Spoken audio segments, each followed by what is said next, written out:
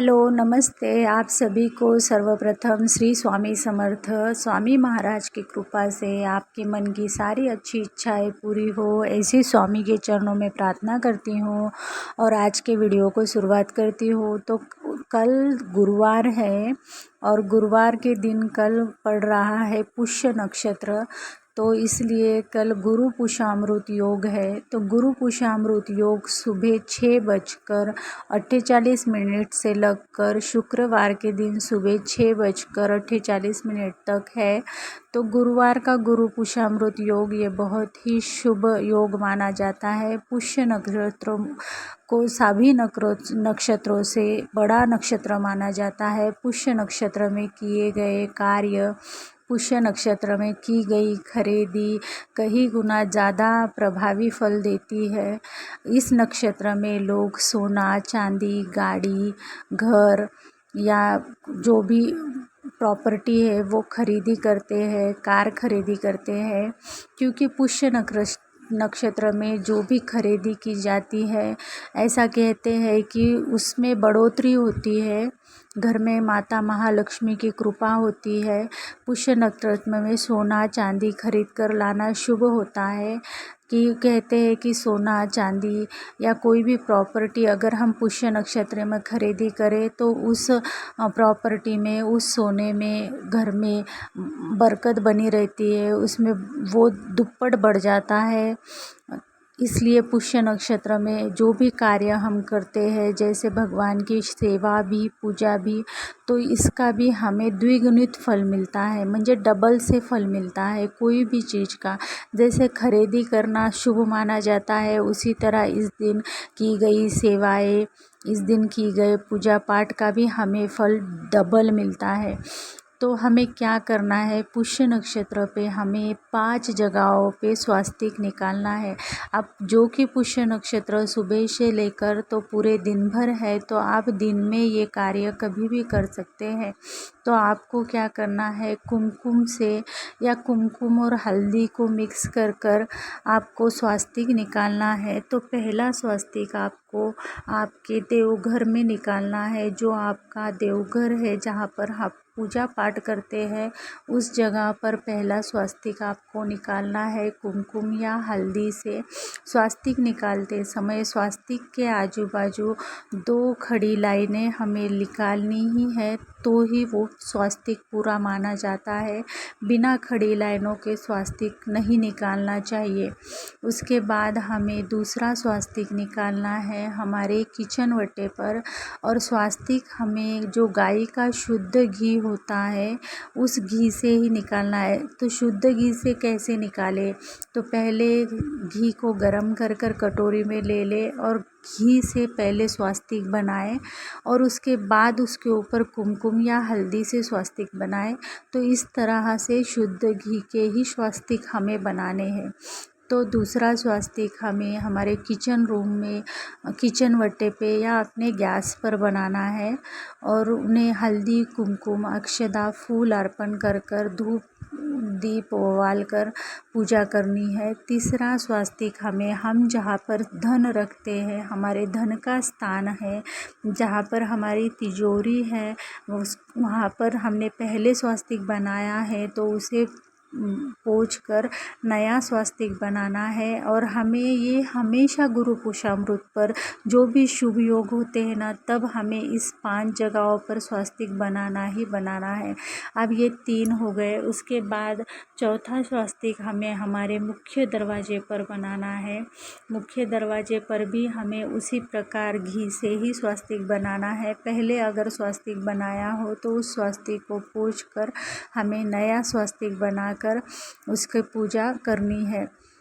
और 5वां स्वास्तिक जो कि हमें हमारे गैस की जो सेगड़ी है, जिसे अन्नपूर्णा माता कहकर, उस गैस की सेगड़ी पर एक स्वास्तिक बनाना है। मतलब एक स्वास्तिक हमें हमारे किचन कट्टे के दीवार पर बनाना है, एक स्वास्तिक हमें हमारे गैस पर बनाना है, एक स्वास्तिक हम जहाँ पर पूजा करते हैं उस स्थान पर बनाना है, एक स्वास्तिक हम जहाँ पर धन रखते हैं वहाँ बनाना है, और एक स्वास्तिक हमें हमारे मुख्य दरवाजे पर बनाना है। है। तो ये पांचों भी स्वास्तिक जब भी कोई शुभ मुहूर्त हो, जैसे कि गुरु पुषामृत योग है, जैसे कि अक्षय तृतीया है, दिवाली है, दशहरा है, जो भी शुभ पर्व पड़ते हैं तो हमेशा हमें ये स्वास्तिक बनाकर स्वास्तिक की पूजा, स्वास्तिक शुभता का प्रतीक होता है, स्वास्तिक घर में होना ही चाहिए। मुख्य दरवाजे पर तो आजकल स्टिकर वाले स्वास्तिक लगाते हैं, स्टिकर वाले स्वास्तिक अगर लगे भी हैं तो भी हमें कुमकुम से स्वास्तिक बनाना ही है और उन्हें धूप दीप गंध पुष्प अक्षत अर्पण करना है। उसके बाद हमें भगवान की पूजा करनी है। अब गुरु पुषामृत योग पर हमें कौन कौन सी पूजाएं करनी है जिससे कि हम पर माता महालक्ष्मी की कृपा हो। तो हमें क्या करना है कि शाम में माता महालक्ष्मी के सामने घी का दीपक जलाना है और घी का दीपक हमें ज़रूर से जलाना है। घी का दीपक जलाने के बाद हमें श्री सूक्त का पाठ करना है। श्री सूक्त का आप 1 बार या 16 बार पाठ कर सकते हैं। तो श्री सूक्त हमें 16 बार पढ़ना है और 16वीं बार हमें हाथ जोड़कर फलश्रुति पढ़नी है। उसके बाद हम वेंकटेश स्तोत्र का पठन करना है। वेंकटेश स्तोत्र भी आप 1 बार या 3 बार पढ़ सकते हैं। ये जो सारी सेवाएं, ये जो सारे मंत्र स्तोत्र है, ये स्वामी महाराज की नित्य सेवा की किताब में दिए गए हैं। तो आप नित्य सेवा की किताब केंद्र में से ज़रूर खरीद के लाइए, तो उसके अंदर सब कुछ दिया। उसके बाद आपके पास स्वामी जी की मूर्ति होगी, फ़ोटो होगी। अगर मूर्ति है तो आपको स्वामी महाराज का अभिषेक करना है और अभिषेक करते समय आपको पुरुष सूक्त का जप करते हुए स्वामी जी का अभिषेक करना है।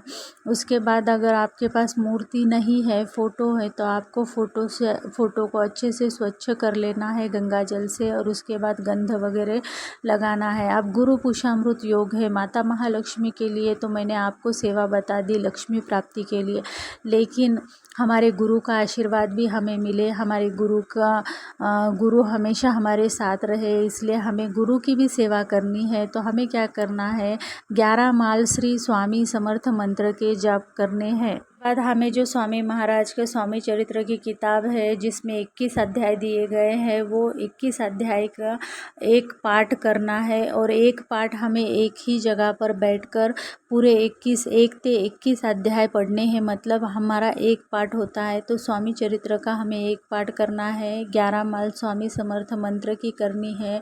उसके बाद 16 बार हमें श्री सूक्त का पठन करना है और उसके बाद वेंकटेश स्तोत्र का पठन करना है। वेंकटेश स्तोत्र में आप 1 बार, 3 बार, 5 बार, 7 बार, आपको जितनी बार शक्य हो उतनी बार पठन कर सकते हैं। अगर आपके जीवन में बहुत सी अड़चने हैं, नौकरी नहीं है, घर में कटकट है, आप परेशान हैं, आपके पास पैसे नहीं आते, पैसे आए तो टिकते नहीं हैं, आप पर बहुत कर्जा हो गया है, आपका घर में किसी के साथ बनता नहीं है, आपके घर में हमेशा झगड़े होते रहते हैं, तो आपको ये सेवाएं ज़रूर करनी है।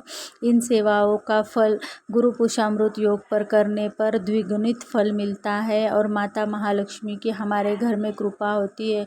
तो गुरु पुषामृत योग ये अत्यंत दुर्लभ योग है। ये साल में 3 बार ही आता है और जब भी ये गुरुवार को पड़ता है तो तब पड़ता है जब बनता है गुरु पुषामृत योग। तो इस योग पर हमारे गुरु की और हमें माता महालक्ष्मी की कृपा प्राप्त करने के लिए इन उपायों को ज़रूर करना है और जो स्वास्तिक का उपाय है वो भी हमें ज़रूर करना है।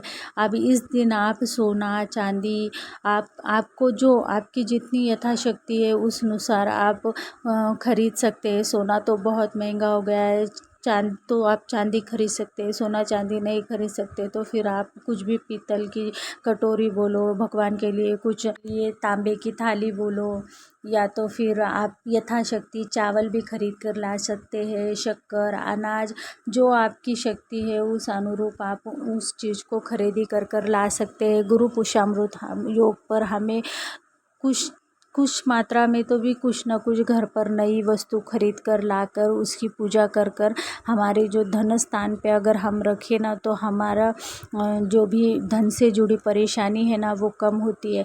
तो आप ना सिर्फ एक मन का भी खरीद के ला सकते हैं सोने का।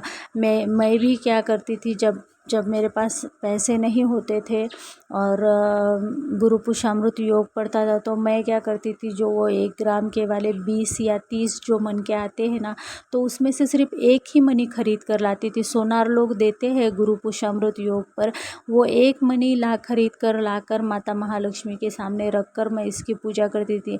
अगर आपको भी बहुत धन से जुड़ी परेशानी है, कर्ज हो गया है, आप बहुत परेशान है, तो गुरु पुषामृत योग पर ना इस कार्य को करना चालू कर दीजिए और देखिए कि आपके जीवन में आपको क्या इसका प्रभाव मिलता है। इस योग पर इन चीज़ों को खरीदी करने से ना ज़रूर से हमारे ऊपर ना माता महालक्ष्मी की कृपा होती है और हमारे पास ना धन टिकने लगता है, हमारी सेविंग बढ़ने लगती है, हमारी सेविंग में बढ़ोतरी होना चालू होती है। और जैसे ही हम भगवान की भक्ति करते हैं ना, घर में भगवान का वास होने लगता है, तो घर से नकारात्मकता, दरिद्रता, अलक्ष्मी सब बाहर निकल कर हमारे जीवन में खुशियाँ आती है। तो हम जो भी उपाय करें ना, उस उपाय को हमें पूरे मन से, श्रद्धा से, भक्ति से करना चाहिए। तो जब आप मन से उपाय करते हैं ना, तो आपको इसका फल द्विगुणित मिलता है। और ज़रूर आप इन उपायों को गुरु पुषामृत पर करिए और अपने जीवन में आपको क्या फल मिलता है इसका अनुभव लीजिए। मैं सिर्फ आपको उपाय बता सकती हूँ, उपाय करने के बाद जो अनुभव आपको आएगा, तो इसके बाद मुझे बोलने की भी ज़रूरत नहीं है कि आप इन उपायों को करो। मिलते हैं नेक्स्ट वीडियो में, तब तक के लिए सबको श्री स्वामी समर्थ। मेरे चैनल पर अगर आप पहली बार आए हैं तो मेरे चैनल को ज़रूर से सब्सक्राइब कीजिए। मेरी जानकारी अगर आपको अच्छी लगी तो मेरे वीडियो को लाइक कीजिए। जिन लोगों को इन जानकारी की ज़रूरत है उन लोगों तक इन जानकारी को ज़रूर पहुंचाइए। देखिए, अगर आप उन लोगों तक ये जानकारी भी पहुंचाते हैं तो भी आप स्वामी की ही सेवा करते हैं, इससे भी आपको स्वामी सेवा का लाभ मिल सकता है। वैसे भी आप मेरे कमेंट बॉक्स में अगर श्री स्वामी समर्थ भी लिखते हैं तो ये भी आपके भक्ति का ही पार्ट बनता है। उतनी बार क्यों ना हो, तो आपके मुख पर स्वामी का नाम आता है तो ये भी आपके भक्ति में ही गिना जाता है। तो श्री स्वामी समर्थ का नाम लेना भी स्वामी महाराज कभी खाली नहीं जाने देते। आप उनका ध्यान भी करते हैं तो स्वामी आपके पीछे ज़रूर आ जाते हैं। स्वामी हमेशा कहते हैं कि हम गया नहीं, जिंदा है, और स्वामी बोलते हैं कि भिऊ नकोस मी तुझ्या पाठीशी आहे।